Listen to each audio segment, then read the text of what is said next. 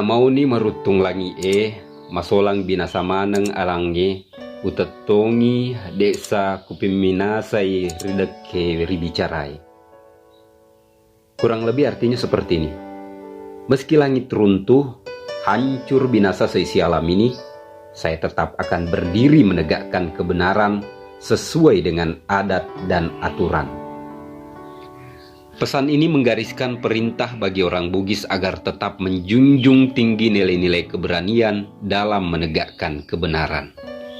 Suatu prinsip hidup bagi orang Bugis, yakni jiwa keberanian dalam mengungkapkan suatu kebenaran, tentunya kebenaran yang dimaksud dalam konteks kemaslahatan hidup orang banyak. Mereka tak pandang bulu dalam menegakkan kebenaran, apapun yang terjadi. Sampai ada istilah Towarani, yaitu pemberani. Sikap ini adalah sebuah karakter bawaan orang Bugis yang berlangsung turun-temurun dari nenek moyang mereka. Prinsip ini telah dibuktikan oleh pejuang asal tanah Bugis. Sebutlah misalnya Datu Toa Suppa. Beliau pernah berujar, "Mubolo imatu tampuku wae pelah, nareko upajai barajuang, paterui para juang etak." Artinya kurang lebih seperti ini. Kamu akan menyiram makamku dengan air panas apabila aku berhenti berjuang. Teruskan perjuangan kita.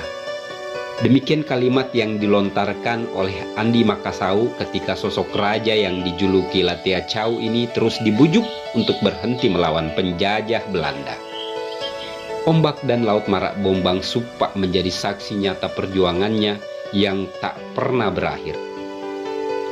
Dalam budaya kita, ada sebuah istilah atau semacam jargon yang mencerminkan identitas serta watak kita sebagai orang Bugis, yaitu siri na pese. Siri berarti rasa malu atau harga diri, sedangkan pese yang berarti pedih, pedas, keras, atau kokoh pendirian. Jadi pese berarti semacam kecerdasan emosional untuk turut merasakan kepedihan atau kesusahan individu lain dalam komunitas.